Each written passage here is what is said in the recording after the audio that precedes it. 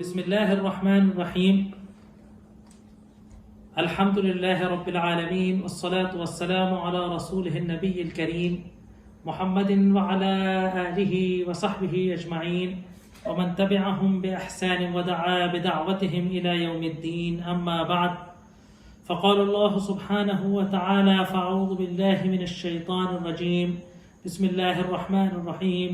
يسألونك عن الأنفال قل الأنفال لله والرسول فأصلحوا ذات بينكم وأطيعوا الله ورسوله إن كنتم مؤمنين. صدق اللہ العظیم. محترم ناظرین، السلام علیکم ورحمۃ اللہ وبرکاتہ. یہ جو رمضان سیریز میں لیکچرز آپ کی خدمت میں پیش کیے جا رہے ہیں، اب آخری عشرہ شروع ہونے جا رہا ہے اور پلان یہ تھا کہ آخری عشرے میں لیلۃ القدر اور آخری عشرے سے متعلق کچھ گفتگو انشاءاللہ آپ کی خدمت میں پیش کی جائے گی، لیکن کیونکہ کل موسم کی خرابی کی وجہ سے اور الیکٹریسٹی اور انٹرنیٹ کی سپلائی میں رکاوٹ کی وجہ سے کل آپ کی خدمت میں جو لیکچر پیش کرا جانا تھا وہ نہ ہو سکا، اور ہم نے آپ سے وعدہ کیا تھا کہ غزوہ بدر سے متعلق قرآن میں جو تذکرہ اللہ تبارک و تعالیٰ نے سورہ انفال میں کیا ہے، اس کی کچھ مختصر سی تفسیر آپ کی خدمت میں پیش کی جائے گی. تو آج انشاءاللہ سورہ انفال سے تعلق سے غزوہ بدر کی آیات کے تعلق تفسیر کی مختصر کوشش کی جائے گی. پھر انشاءاللہ جو ہے لیلۃ القدر اور سورہ قدر اور آخری عشرے سے متعلق کچھ گفتگو، رمضان سے متعلق کچھ گفتگو جو بچی ہے وہ انشاءاللہ آپ کی خدمت میں پیش کی جائے گی. جیسا کہ آپ جانتے ہیں کہ غزوہ بدر سن 2 ہجری کے اندر 17 تاریخ کو بروز جمعہ رمضان المبارک کے مہینے میں واقع ہوئی، اور اللہ تبارک و تعالیٰ نے اللہ کے رسول صلی اللہ علیہ وآلہ وصحبہ وسلم کو اور ان کے ساتھیوں کو ایک کم مقدار، کم تعداد، کم تیاری کے باوجود ایک بڑی تعداد اور بڑے تیار شدہ لشکر پر فتح دے کر اس کو یوم الفرقان قرآن کے اندر کہا. اب نصرت کب آتی ہے، نصرت کے اسباب کیا ہیں، ہے نا؟ قرآن جب کسی غزوے کے بارے میں تبصرہ کرتا ہے اور وہ اس غزوے کے اندر مسلمانوں کے ایجابی اور منفی جن کو کہتے ہیں کہ پازیٹیو اور نیگیٹو پہلوؤں پر گفتگو کرتا ہے، تو اس کا تبصرہ دنیا کے تمام حاکموں، سیاستدانوں، کمانڈر ان چیفوں کے مقابلے میں الگ ہوتا ہے، کیونکہ یہ تبصرہ خالق کائنات کے ساتھ کا ہوتا ہے. اس میں سیکھ ہوتی ہے، اس میں آگے کے سبق ہوتے ہیں، اس میں پچھلے پر تبصرہ کر کے آگے کے لیے راہ مستقیم، صراط مستقیم دکھائی جاتی ہے. میں نے آپ کے سامنے عرض کیا تھا کہ جتنے بھی ملی کام ہوتے ہیں، جتنے بھی سوسائٹی کے اندر ملی اور دینی کام ہوتے ہیں، ان میں زیادہ تر ناکامی، ان کے اندر بگاڑ کی بنیادی وجہیں جو ہیں، ان میں سے بڑی وجہ ایک یہ ہے کہ ان کاموں کے نتیجے میں جب جد و جہد، قربانیاں اور صبر آزمائی کا موقع گزر جانے کے بعد جب پھل کا وقت آتا ہے، جب ان تحریکوں میں ثمر آور ہوتے ہیں اور کچھ مالی منفعتیں، مال غنیمت حاصل ہوتا ہے، تو اس وقت انسان کے اندر جو اللہ تبارک و تعالیٰ نے فطری حرص رکھی ہے، مال کی جو فطری محبت رکھی ہے، یا عہدے اور مقام، منصب اور عزت اور نمود کی جو فطری شوق رکھا ہے، وہ حائل آ کر جو ہے مسائل کھڑے ہوتے ہیں، انتشار ہوتا ہے، اختلاف ہوتا ہے، من مٹاو ہوتا ہے، غیظ و حسد ہوتا ہے، تنافس ہوتا ہے، میرا حق ہے کہ تیرا حق، اس کی لڑائی، اس کی بحث شروع ہوتی ہے، کدورتیں آتی ہیں، اور انسان کو احساس نہیں ہوتا کہ کب اس کی وہ اتحاد، اس کی وہ الفت، اس کا وہ ایکتا ختم ہو کر وہ کیسے دھیرے دھیرے جماعت کے اندر پھوٹ پڑتی ہے اور کامیابی کے اسباب ناکامی کے اسباب میں بدل جاتی ہے. دوسری جو ایک بڑی وجہ قرآن نے بتائی ہے وہ ہے بطر اور غرور، کہ جب اللہ تبارک و تعالیٰ نوازتا ہے اور انسان اللہ کی راہ میں جد و جہد کرتا ہے، قربانیاں دے کر نکھرتا ہے، ایک وقت ایسا آتا ہے کہ اگر وہ اس پہلو پر دھیان نہیں دے تو اس کو اس بات کا غرور ہونا شروع ہو جاتا ہے، گھمنڈ ہونا شروع ہو جاتا ہے کہ میں تو اتنا افضل ہوں کہ میں نے یہ سب کیا۔ جہاں بطر آیا، جہاں تکبر آیا، جہاں غرور آیا، جہاں اپنی طاقت پر، اپنی تعداد پر، اپنی کثرت پر، اپنی نصرت پر، اپنی صلاحیت پر، اپنے علم پر، اپنی عبادت پر، اپنی ریاضت پر، اپنے تقوی پر، جہاں انسان کو تعجب، جہاں انسان کو غرور، جہاں انسان کو اپنے کچھ ہونے کا احساس ہوا، سمجھ لیجئے کہ وہ اس کے زوال کا پہلا نقطہ ہے، وہ اس کے زوال کا آغاز ہے۔ انسان کو احساس ہوتا ہے تو وہ اس کو زوال کا شکار ہوتا ہے۔ کسی سوسائٹی اور معاشرے کو اگر یہ احساس ہو جائے کہ میری طاقت کا کوئی توڑ نہیں، میری اقتصادیات کا کوئی مقابلہ نہیں، میرے علم کا، میری سمجھ کا، میری حکمت کا، میرے ہنر کا کوئی مقابلہ نہیں، تو تاریخ انسانی گواہ ہے اس بات کی۔ انسانی معاشرے کی تاریخ حضرت آدم علیہ السلام کے دن سے لے کے آج تک کی اس بات پر گواہ ہے کہ جب کسی سوسائٹی کو، جس کسی معاشرے کو، جب کسی ملک کو، جب کسی حکومت کو، جب کسی حاکم کو، جب کسی نظام کو اس بات کا احساس ہوا کہ میں ہوں، اور وہ یہ بھولتا ہے کہ مجھ پر نوازش کس کی ہے، یہ مجھے عطا کس نے کیا ہے، تو وہ اس کے زوال کا نقطہ ہوتا ہے۔ اسی لیے یہ جو غزوہ بدر پر گفتگو ہو رہی ہے، عجیب بات یہ ہے کہ میں نے آپ سے کہا تھا کہ دیکھیے پہلی آیت میں اللہ کہہ رہا ہے کہ یسألونک عن الانفال، بات ہونا چاہیے تھی غزوہ بدر پر، اس کے پس منظر پر، اور مسلمانوں کی خطرناک جو قربانی تھی، جو مسلمانوں کی زبردست جسارت تھی، ہمتیں تھیں، جو شجاعت، اور جو انہوں نے اپنی جانوں کو ہتھیلی پر رکھ کے اللہ کی خدمت میں جو پیش کر دیا تھا، اس کا ذکر ہونا چاہیے تھا۔ لیکن قرآن کا تبصرہ دیکھیے کہ کامیابی کب آتی ہے؟ کامیابی اس وقت آتی ہے کہ جب انسان اپنی قربانیوں کے بجائے، اپنی کامیابیوں کے بجائے، اپنی خوبیوں کے بجائے، اپنی فضیلتوں کے بجائے اپنی خامیوں پر نگاہ رکھے، ان دروازوں پر نگاہ رکھے جہاں سے شیطان ہم پر داخل ہو سکتا ہے، یا ان چور دروازوں پر نگرانی رکھے جہاں سے ہم پر کمزوری آ سکتی ہے، اس کا تدارک کرے۔ غزوہ بدر کے بعد پہلے بار کیا ہوا کہ غیر خلاف توقع جب مال غنیمت حاصل ہوا تو کیا ہوا؟ صحابہ میں، یہ بعد میں ہوا، پہلے غزوہ ہوا پورا۔ میں اس لیے سب بتا رہا ہوں کہ قرآن کا ڈائریکٹ ترجمہ پڑھ کے کہیں آپ یہ نہ سمجھ جائیں کہ دیکھیے مومنین کو ڈانٹا جا رہا ہے کہ تم مال غنیمت پر کیوں رال ٹپکا رہے ہو، ایسی بات نہیں ہے خدا نخواست۔ پہلے انہوں نے قربانیاں دی، پہلے تو انہوں نے وہ کہا کہ جو میں نے آپ کو بتایا تھا سعد بن معاذ کے بارے میں، کہ انہوں نے کہا کہ اللہ کے رسول اگر آپ ہم سے اس سمندر میں کودنے کو کہیں گے تو ہم ان اونٹوں کے ساتھ اس میں کودنے کو تیار ہیں، آپ اگر ہم سے جزیرۃ العرب کی خشکی کے آخری کنور تک جانے کو کہیں گے تو ہم وہاں تک بے ساد و سامان، بے توشے کے ہم وہاں جانے کو تیار ہیں، آپ کا جو حکم ہے نا۔ ہم اپنے جگر کے ٹکڑوں کو لے کر، ہم اپنے نوجوانوں کو لے کر یہاں کھڑے ہو۔ ان انصار کے 2 بچوں کا قصہ سنایا تھا کہ جن کو جنگ میں عرب کے سب سے بڑے سورما کی تلاش تھی، وجہ صرف یہ تھی کہ وہ آقا سرور کائنات محمد صلی اللہ علیہ وسلم کی شان میں گستاخی کرتا تھا۔ یہ سب تھا، لیکن قرآن گفتگو کہاں سے شروع کر رہا ہے کہ جہاں سے تعجب نہ آئے، جہاں سے اس کامیابی پہ اپنے کچھ ہونے کا احساس نہ آئے، فوراً یاد آئے جب سورہ انفال کی تلاوت ہو تو یاد آئے کہ اللہ نے ٹوکا تھا ہمیں۔ تو جب جنگ ہو گئی اور مال غنیمت سامنے آیا تو اب جو دیکھیے جو میں نے آیت اس دن پڑھی تھی سورہ انفال کی آیت نمبر 40، موقع ملا تو اس پر بھی اگر وہاں تک ہم پہنچ پائے، وہ بھی یہ ہے وَعْلَمُوا أَنَّمَا غَنِمْتُم مِّن شَيْءٍ، دیکھو جان جاؤ جو کچھ تم غالِ غنیمت حاصل کرتے ہو فَلِلَّهِ وَالرَّسُولِ ذِي الْقُرْبَى وَالْيَتَامَى وَالْمَسَاكِينِ وَابْنِ السَّبِيلِ۔ دیکھو یہ جو جہاد کا نظام ہے، یہ جو اسلام کا معاشرتی سماجی نظام ہے، یہ خالی اس کا نہیں ہے کہ جس نے کیپٹلزم میں کما لیا پیسہ سارا اس کا، یہ عرب کا اس جنگل راج نہیں ہے کہ جس کے ہاتھ میں تلوار اور نیزہ ہے پیسہ اس کا، نہیں، یہ پورا اجتماعی نظام ہے۔ ما غنمتم من شیء، جو کچھ تم مال غنیمت حاصل کرو گے تو وہ اللہ اور اس کے رسول کے لیے ہے۔ تم نے جہاد ثواب کے لیے کیا تھا، سو تمہیں مل گیا۔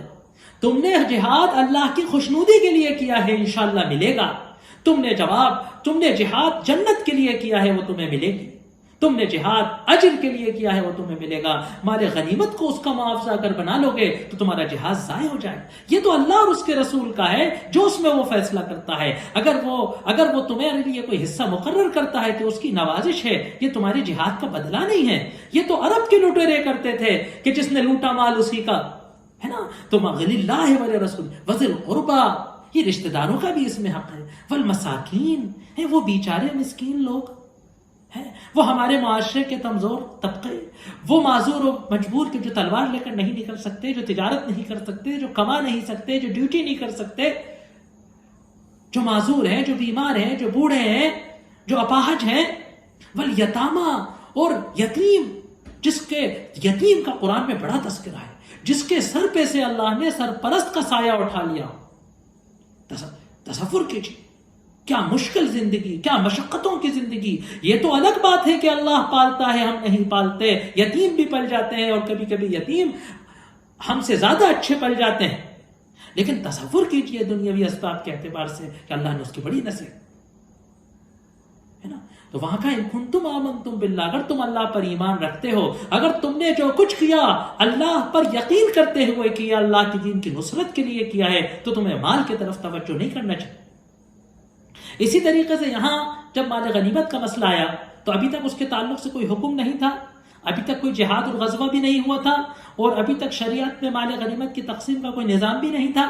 تو صحابہ نے اللہ کے رسول صلی اللہ علیہ وآلہ وسلم سے پوچھا انفال کے تعلق سے۔ مفسرین نے لکھا ہے، حدیثوں میں آیا ہے کہ 3 گروہ ہو گئے۔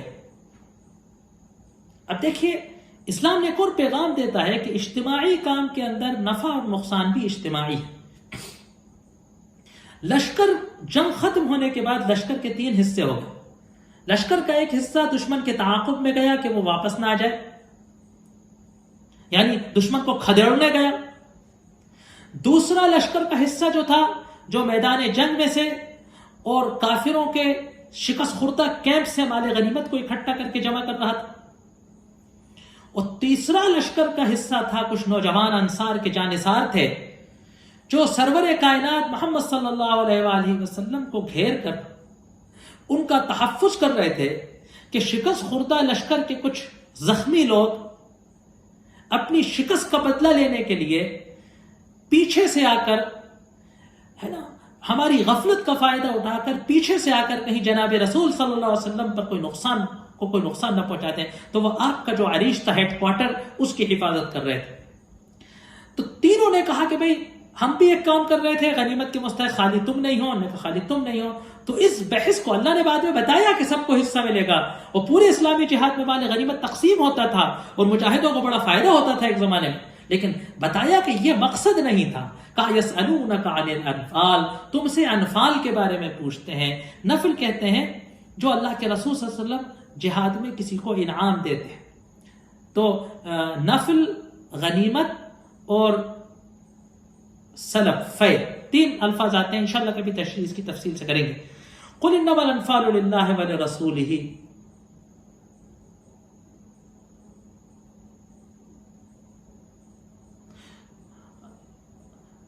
تم سے پوچھتے ہیں کہ انفال کس کے لیے ہیں؟ قل الانفال للہ، کہہ دو کہ انفال مال نفل جو ہے، غنیمت کا مال للہ ولرسولہ، اللہ اور اس کے رسول کا ہے۔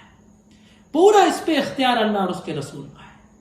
اللہ جیسا اس کا فیصلہ فرمائے گا، اور اس مال کا اللہ کے رسول صلی اللہ علیہ وسلم جو فیصلہ فرما دے، مومنین کو اس پر کوئی اعتراض نہیں کرنا چاہیے۔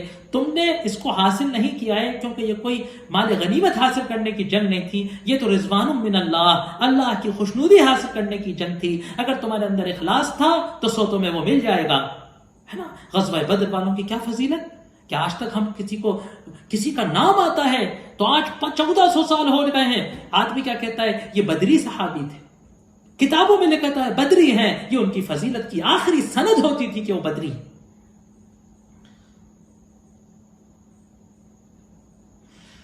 اب اگلی بات کیا کہہ رہا ہے کہ وَأَطِيعُوا اللَّهَ وَرَسُولَهُ إِن كُنتُم مُؤْمِنِينَ وَأَطِيعُوا اللَّهَ وَرَسُولَهُ إِن كُنتُم مُؤْمِنِينَ۔ مال غنیمت کا کیا ہوگا اور کیا نہیں ہوگا اس کی فکر تمہیں نہیں کرنا چاہیے، تمہیں تو کس بات کی فکر کرنا چاہیے کہ وَأَطِيعُوا اللَّهَ وَرَسُولَهُ، اور تم تو اللہ اور اس کے رسول کی اطاعت کرو، ان کنتم مؤمنین، اگر تم مومن ہو۔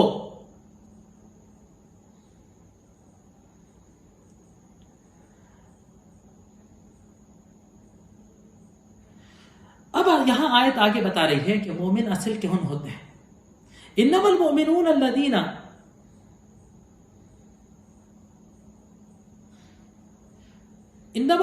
الذین اذا ذکر اللہ وجلت قلوبهم۔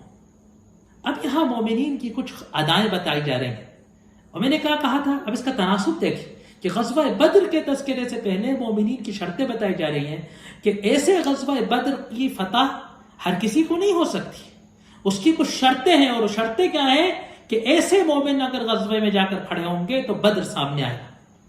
وجلت قلوبہم، ہے نا، انما المؤمنون الذین اذا ذکر اللہ وجلت قلوبہم،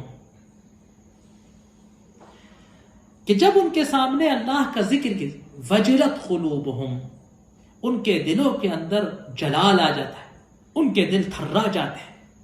اللہ کے ذکر سے دل کے اندر تھراٹا آ جائے، اللہ کا ذکر سن کے انسان کے رونگٹے کھڑے ہو جائیں، اللہ کا نام، اللہ کا تذکرہ سن کے انسان کے اندر وہ استحضار پیدا ہو جائے۔ اور یہ کب ہوگا کہ جب ہم اللہ کا ذکر کرتے وقت عربی کے اس حقیقی مفہوم کو اپنے سامنے رکھیں۔ عربی میں ذکر کہتے ہیں یاد کرنے، ہے نا، جب ان کے سامنے اللہ کا تذکرہ ہوتا ہے تو انہیں اللہ کی یاد، وجلت قلوبہم، ان کے دل تھرا جاتے ہیں، ان کو اللہ کے مقام کا، ہے نا، قرآن میں کہا فمن خاف مقام ربہ، جو اللہ کے پوزیشن سے ڈرے، اللہ کے مقام کا جو احساس کرے گا کہ اللہ کتنا بڑا مالک ہے، کتنا بڑا آقا ہے، کتنا بڑا خالق ہے نا، کتنا بڑا قادر مطلق ہے، سمیع ہے، علیم ہے، بصیر ہے، سب کچھ دیکھتا ہے، سب کچھ جانتا ہے، دلوں کو حالوں کو جانتا ہے، جو چاہے کر سکتا ہے نا، اللہ کے اس مقام کا احساس سے دل تھم رہے۔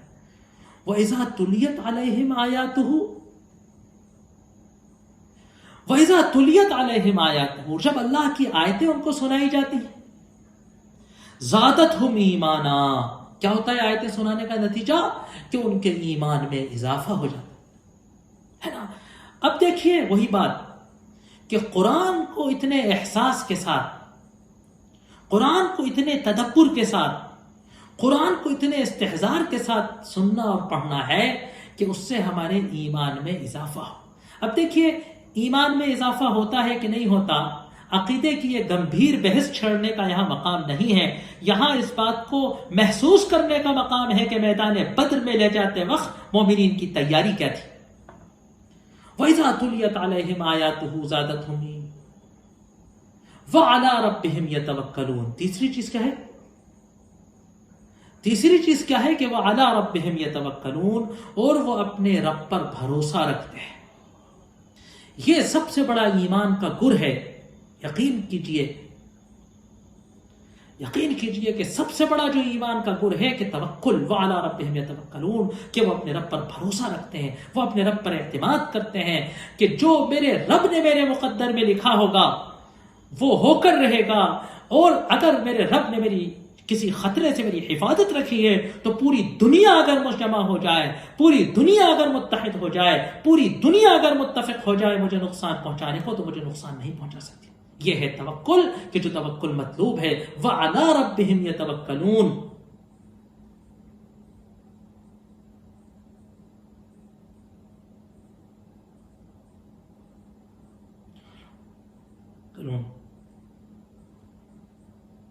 ہاں، چوتھی بات اب آ رہی ہے، الذین یقیمون الصلاۃ، وہ کہ جو نماز قائم کرتے ہیں، ہے نا، یقیمون الصلاۃ ومما رزقناہم ینفقون۔ اب دیکھیے چوتھی چیز جو آ رہی تھی یہ عملی زندگی ہے نا، کہ اللہ کے ذکر سے دل تھراتا ہو، قرآن کی آیات سے ایمان میں اضافہ آتا ہو۔ ایسا معلوم ہوتا ہے جیسے کسی نے موبائل کو ریچارج کر دیا، کرنٹ بھر گیا، ولولہ آ گیا، سنبھالے نہیں سنبھل رہا، بٹھائی نہیں بیٹھ رہا، رکائی نہیں رک رہا۔ وَيُقِيمُونَ الصَّلَاةَ، بس خالی احساس ہے، میرے اندر ایمان ہے، بڑی بڑی حرارت ہے، کچھ کرو نہیں صاحب وہ تو کرنے کی کیا ضرورت ہے. نہیں، ایمان بغیر عمل کے کوئی اعتبار نہیں. قرآن کی ہر جگہ آمنوا وعملوا الصالحات، آمنوا وعملوا الصالحات، یقیمون الصلاۃ، جو نماز قائم کرتے ہیں، وَمِمَّا رَزَقْنَاهُمْ يُنْفِقُونَ، اور جو کچھ ہم نے ان کو نوازا ہے اس میں سے خرچ کیا کرتے ہیں. ہے نا، یہ انفاق جب تک نوازنے کا مزاج نہیں ہوگا، لٹانے کا مزاج نہیں ہوگا، دینے کا مزاج نہیں ہوگا، جو مال نہیں دے گا وہ جان کیا دے گا؟ جو لوگوں کے لیے، اللہ کے لیے، دین کے لیے، اقامت دین کے لیے جو مال نہیں خرچ کر پائے گا تو جان کیا خرچ کرے گا؟ ہے نا. تو اقامت نماز اپنے جسموں کو اللہ کے حوالے کر دیتے ہیں. مِمَّا رَزَقْنَاهُمْ يُنْفِقُونَ، جو کچھ ہم نے نوازا ہے اس میں سے خرچ کر دیتے ہیں، اللہ کے راستے میں خرچ کرتے ہیں.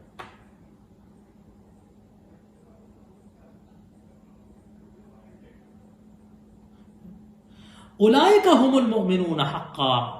اب کیا کہہ رہا ہے اللہ؟ اولئک هم المؤمنون حقا، یہ ہیں واقعی مومن. ہے نا. دیکھیے، ایک ہے ہم اپنے آپ کو مومن سمجھیں، اور ایک ہے کہ واقعی ہم مومن، ہمارا مومن ہونا. بس ہم اپنے آپ کو اگر مومن سمجھتے ہیں اور ہم مومن نہیں ہیں تو کوئی قرآن کے جتنے وعدے ہیں، سرور کائنات محمد صلی اللہ علیہ وسلم کی جتنی خوشخبریاں ہیں، ان سے ہمارا کوئی تعلق نہیں.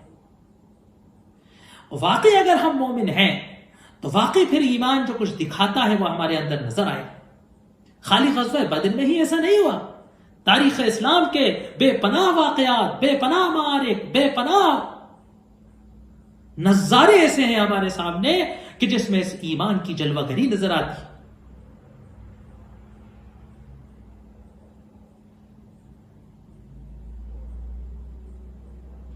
اولئک هم المؤمنون حقا لهم مغفرۃ من ربهم ومغفرۃ ورزق کریم. ان کے لیے کیا ہے؟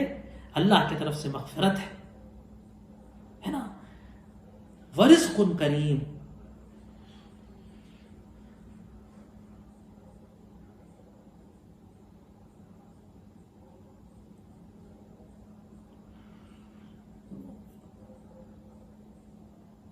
لہم درجات عند ربہم، ان کے لیے اپنے رب کی درجات ہیں. ومغفرۃ ورزق کریم، اور مغفرت ہے اور رزق کریم. تین چیزوں کا اللہ نے وعدہ کیا. درجات بلند درجے ہیں، ومغفرت اللہ کے گناہوں کی مغفرت ہے نا، ان سے درگزر ہے. جو انسانی بشری غلطیوں میں جو کچھ کوتاہیاں ہو جاتی ہیں وہ معاف کر دی جائیں. ورزق کریم، اور ان کے لیے رزق کریم ہے. یہ اشارہ ہے کہ جنت ملنے کا وعدہ ہے انشاءاللہ.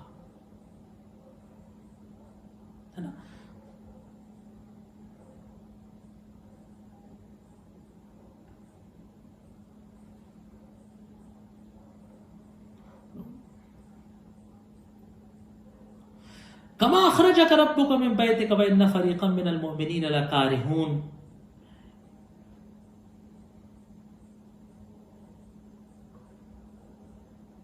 اب یہاں غزوہ بدر کا طریقہ واقعہ سنا ہے. اذ اخرج ربک من بیتک بالحق، یاد کرو وہ وقت کہ جب اللہ نے تم کو تمہارے گھر سے نکالا حق کے ساتھ، کہ تم حق پر تھے، اللہ نے تمہیں حق کے لیے نکالا. وَإِنَّ فَرِيقًا مِّنَ الْمُؤْمِنِينَ لَكَارِهُونَ، کہ مومنوں کا ایک گروہ اس وقت تمہاری اس بات کو پسند نہیں کر رہا تھا. اب دیکھیے یہ سچائی اور صداقت ہے. ہم تو جنگ جیتنے کے بعد کیا کہتے ہیں؟ ارے میاں ہم تو یوں گئے تھے. لیکن یہ قرآن کا تبصرہ ہے کہ دیکھیے یہ تربیت ہے، یہ ایکچول تربیت ہے. اگر ہم کہتے کہ ایک بھی صحابہ ڈر نہیں رہا تھا تو بات غلط ہو جاتی، اور پھر ہمارے لیے وہ مثال نہیں بن سکتا تھا. لیکن ڈر رہا تھا تو کیا کیا؟ قرآن نے اس کی تربیت کی اور اس کو نہیں ڈرنے والا کر دیا. وَإِنَّ فَرِيقًا مِّنَ الْمُؤْمِنِينَ لَكَارِهُونَ، مومنوں کا ایک گروہ اس جانے کو پسند نہیں کر رہا تھا.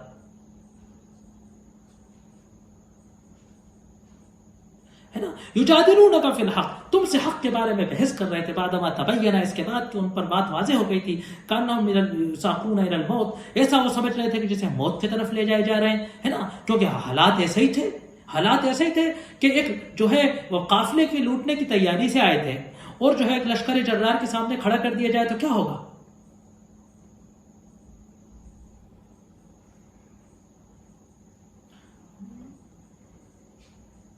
اذ یعدکم اللہ احد الطائفتین انہا لکم، یاد کرو وقت کہ جب اللہ نے تم سے وعدہ کیا کہ دو گروہوں میں سے کوئی ایک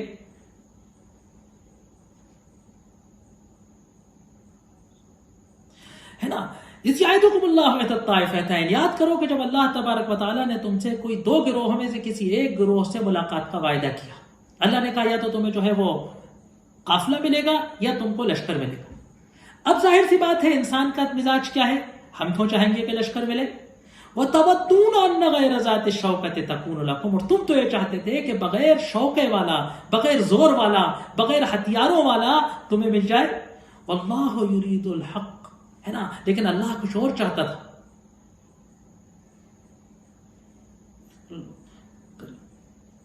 اور اللہ چاہتا تھا کہ حق کو حق ظاہر کر دے. وَيُبْطِلَ الْبَاطِلَ، اور باطل کو باطل قرار دے دے. وَلَوْ كَرِهَ الْمُشْرِكُونَ، اگرچہ کہ مشرک اس بات کو ناپسند کرتے ہوں. اب دیکھیے اصل مرحلہ کیا آ رہا ہے. اب یہاں مرحلہ آ رہا ہے کہ تم ڈر رہے تھے لیکن تمہارے اس ڈر پر قابو پایا گیا، اللہ نے تم کو نکال دیا، اور اب تم گئے تھے قافلہ لوٹنے اور ملا لشکر. اب اسباب نصرت کیا بنے یہ دیکھیے اب قرآن بتا رہا ہے. استستغیثون ربکم، کہ تم اپنے رب سے گڑ گڑا رہے تھے، دعائیں مانگ رہے تھے. فاستجاب لکم، تو اللہ نے تمہاری دعاؤں کو قبول کر لیا. سیرت کے اندر، حدیث کی کتابوں کے اندر اللہ کے رسول صلی اللہ علیہ وسلم کی طویل دعاؤں کا یہاں تذکرہ ہے. مفسرین نے لکھا ہے، سیرت نگاروں نے لکھا ہے کہ جس وقت قریش کا لشکر جشن بنا رہا تھا، غرور و تکبر میں تھا، شراب پی رہا تھا، مجرے کرا رہا تھا، مسلمان راتوں میں مسلمان رات میں جاگ کر اللہ سے گڑ گڑا رہے تھے، اور صبح آنے والے دن میں اللہ کی نصرت و مدد کی تائید کی دعائیں کر رہے تھے. فاستجاب لکم، اللہ کہہ ہی چکا ہے رمضان کی آیت میں، ہم نے سنا ہی تھا کہ مانگو گے تو اللہ پورا کرے گا. کیا اللہ نے تمہیں دیا کہ ممدکم بألف من الملائکۃ مردفین، کہ میں تمہیں 1000 فرشتے اتارے دیتا ہوں، ہے نا. اب آگے اللہ کیا کہہ رہا ہے؟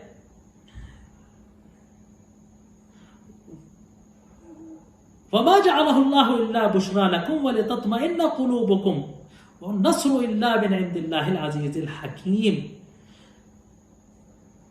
ہے نا. اب دیکھیے کیا ہے، یہ فرشتے اللہ نے کیوں بھیجے؟ الا بشرا لکم، اور دیکھو یہ جو میں تم سے وعدہ کر رہا ہوں کہ 1000 کافر 1000 ہے نا، تو ہم تمہیں 1000 فرشتے بھیجے دیتے ہیں، اور کیا بھی ٹھیک ہے نا. یوں نہیں اللہ نے بنایا ان کو مگر تمہارے لیے خوشخبری کا باعث. ومن نصر الا من عند اللہ العزیز الحکیم، اور جیت تو نہیں ہے مگر اللہ العزیز الحکیم، اللہ عزیز حکیم کی نصرت سے جیت ہوتی ہے نا. تو دیکھیے نصرت کے سب سے بڑے سبب کیا ہے کہ جو ہے اللہ کی مدد. یہاں تک کہ جو اسباب پہ فرشتے اللہ نے اتارے، تو فرشتے بھی کیوں آئے؟ تاکہ تمہارا دل مطمئن ہو جائے. کہا کہ ان سے کہا، آگے اس میں تذکرہ آ رہا ہے، وقت کم ہے، کہ اللہ نے کہا فرشتوں سے کہ لڑو. مفسرین کا کہنا ہے کہ غزوہ فرشتے تو ہر مسلمان کفر و باطل کی جنگ میں اترتے ہیں، مسلمانوں کی تائید کے لیے فرشتے کہتے ہیں یثبت اللہ الذین، مومنین کے دل جمع کرنے کے لیے، ہے نا، کافروں کے اندر رعب و دبدبہ پیدا کرنے کے لیے. آگے ذکر آ رہا ہے یغشیکم النعاس امنۃ، ہے نا، تم پر نیند آ رہی تھی. دیکھیے دل کا اطمینان جنگ جیتاتا ہے، خوف جنگ ہراتا ہے. مسلمانوں کے اندر، صحابہ کے اندر اتنا اطمینان تھا کہ ان کو جھپکیاں آ رہی تھیں. یہ اطمینان قلب کا، یہ سکون کا، اللہ پر توکل کا، اللہ کے فیصلے پر سر تسلیم خم ہونے کی علامت ہے کہ جو ہوگا اللہ نے جو لکھا ہے وہ ہوگا، اللہ نے ہمارے لیے جو پسند کیا ہے وہ ہوگا، اللہ نے ہمیں جس چیز کے لیے چنا ہے وہ ہوگا. نصرت کے لیے چنا ہے تو نصرت ہوگی، شہادت کے لیے چنا ہے تو شہادت ہوگی. نصرت ہوگی تو اس سے بڑی کوئی بات نہیں، وہ شہادت ہو گئی تو وہ اس سے بھی بڑی بات ہے.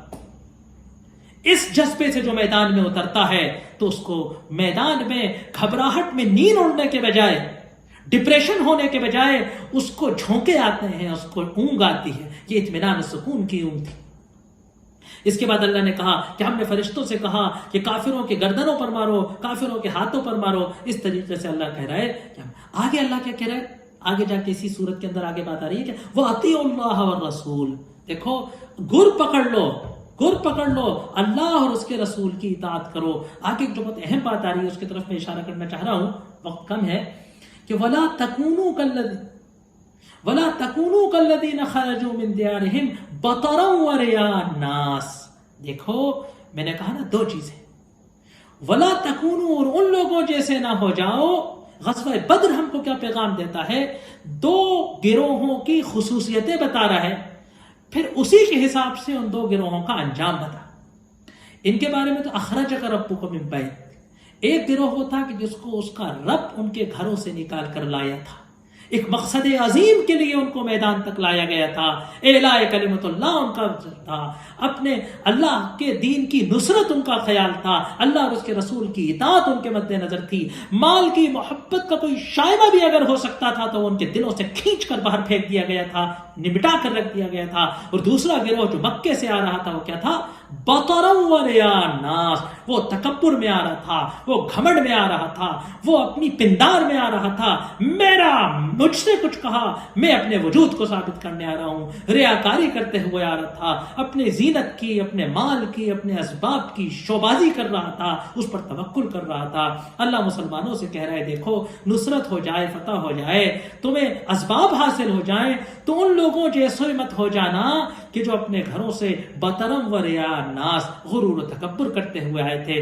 ہمیشہ بدر کے سبق کو یاد رکھنا، ہمیشہ بدر کی اس کہانی کو اپنے بچوں کو سناتے رہنا، ہمیشہ بدر کو اپنے دل و دماغ میں بسائے رکھنا کہ نصرت کے اسباب کیا ہیں، ذلت کے اسباب کیا ہیں. نصرت کے اسباب کو اپناتے رہنا ہے، نصرت کے اسباب کو پکڑتے رہنا ہے نا. مال کسی اجتماعی کام میں مال کی محبت کا دخل نہیں ہونا چاہیے، اللہ اور اس کے رسول کی اطاعت مد نظر ہونا چاہیے، ہے نا. اللہ کی ایمان کا حقیقی ایمان کی حقیقت پہ اپنے آپ کو ڈھالنا ہے. اور بطر اور ریائے ناس، کسی بھی کام میں بطر، اتراہٹ، غرور و تکبر اور ریاکاری و شوبازی نہیں آئے. انشاءاللہ اللہ تبارک و تعالی اگر امت ان اسباب کو اپنائے گی تو آج بھی اللہ بدر کی نصرت لانے پر قادر ہے. وآخر دعوانا ان الحمدللہ رب العالمین.